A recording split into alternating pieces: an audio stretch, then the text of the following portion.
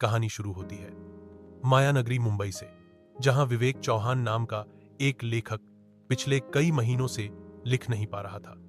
उसकी किताबें best seller होती थीं, पर अब कलम जैसे रुक चुकी थी। हर दिन लैपटॉप खोलता, कुछ लाइनों से आगे नहीं बढ़ पाता। उसके पब्लिशर का फोन रोज आता, विवेक जी, अगली डेडलाइन निकट है, कुछ तो भेजिए।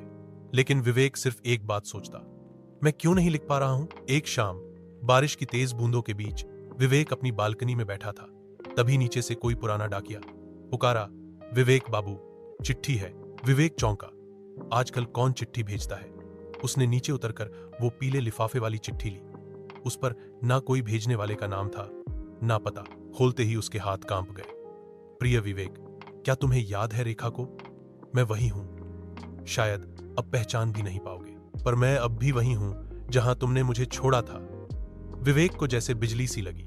रेखा, उसका पहला प्यार, कॉलेज के दिनों की वो सीधी सादी लड़की जो कविता लिखा करती थी और जिसे विवेक ने एक दिन बिना कुछ कहे छोड़ दिया था।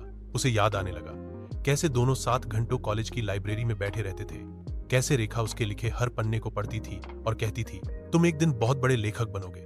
पर फिर अचानक एक दिन विवेक को शहर छोड़कर जाना पड़ा, बिना विदाई, बिना अलविदा। उसने कभी पीछे मुड़कर नहीं देखा। लेकिन अब ये चिट्ठी, वो रात नींद नहीं आई। अगली सुबह विवेक उसी लिफाफे को लेकर इलाहाबाद की ट्रेन पकड़ चुका था, जहां कभी उनका कॉलेज हुआ करता था। अब एक पुराना खंडहर जैसा लग रहा था। उसने वहां के एक पुराने लाइब्रेरियन से पूछा, रेखा शर्मा के बारे में कुछ पता है? वो कुछ देर सोचता रहा, फिर कहा, हाँ, एक लड़की थी, बहुत साल पहले, पर वो तो एक दिन अचानक लापता हो गई थी। कोई नहीं जानता क्या हुआ। बस लाइब्रेरी की तीसरी मंजिल की खिड़की से एक चिट्ठी मिली थी। विवेक का दिल जोरों से धड़कने लगा। क्या आप वो चिट्ठी दिखा सकते हैं? लाइब्रेरियन ने उसे एक पुराना लॉकर खोला। उसमें सैकड़ों कागजों के बीच से एक मटमैली चिट्ठी निकाली। अगर तुम लौटे तो शायद मुझे ना पाओ, लेकिन मेरी कविताएं हमेशा तुम्हें ढूंढती रहेंगी। विवेक अब कांप रहा था। उसने तय किया वो रेखा को ढूंढेगा। अगले कुछ दिन वो आसपास के हर पुराने पते पर गया। पुरानी डायरी, रजिस्टर, यहां तक कि अस्पतालों की लिस्टें तक खंगाली, लेकिन कोई सुराग नहीं मिला। आखिर एक दिन रेलवे स्टेशन पर एक बूढ़ी महिला से बातचीत में उसने रेखा का नाम लिया।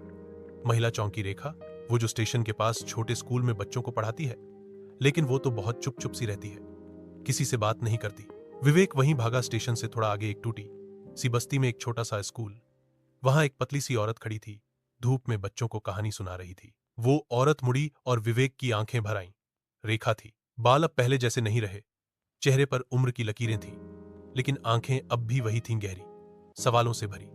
वो दोनों कुछ देर बस देखते रहे। रेखा बोली, तुम्हें वो चिट्ठी मिली? विवेक ने धीरे से सिर हिलाया। रेखा ने कहा, मैंने बहुत कोशिश की थी तुम्हें भुलाने की, पर हर बार कलम उठाती तुम ही लिखे जाते। विवेक ने जवाब दिया, मैंने कभी तुम्हें भुलाया ही नहीं, बस खुद से भागता रहा। कुछ देर खामोशी रही, फिर रेखा मुस्कर